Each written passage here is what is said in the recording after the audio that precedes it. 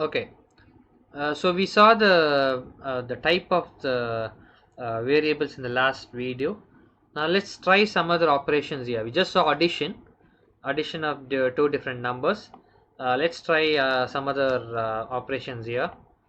Let me Okay, fine. So this is addition. You may want to subtract this. You can do that just like that, and then d equals to, let's say, a multiplied by b, and then e equals to a divided by b. So this is all something which is known anyway. So we'll just print d and e. Anyway, print. Okay, I'm just printing d and then e. Yeah, now let's run this. So these are the values of the formula. So c is -1, b is 30, and e is a divided by b, which is 0.83.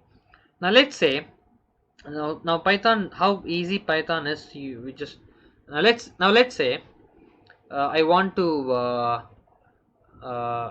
use strings here instead of numbers. I want to use strings here. Even this is, like easy in Python. You don't have to say a is of type integer and all that. You just have to give those things, and then world.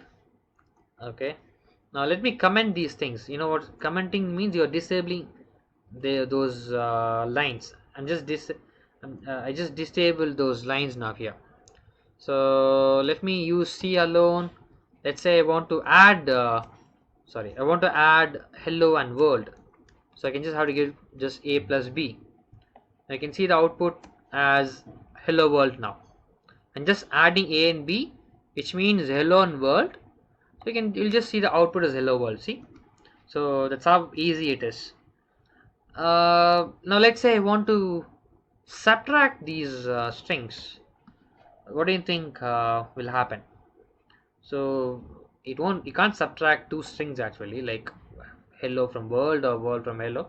It throws an error saying string and string cannot be, subtracted, unsupported operand. How about a multiplication or division? Even those won't work, right? But what you can do here is, let me change one of the variables to a number, 5. Now a is 5 and b is world. I can multiply those things now. A multiplied by b, which means 5 multiplied by world. So what do you think the output will be? So it will be like 5 times world. Yeah, so this is the output. See, you can see world getting printed 5 times. Now this operation, when you do the same thing in C, it will take so much of lines, I tell you.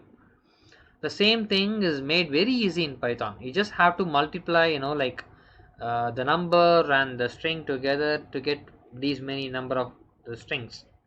Okay, so those are other operations you can do. We'll work more on strings after this video. The next session we'll see how to manipulate the strings. We'll work more on that.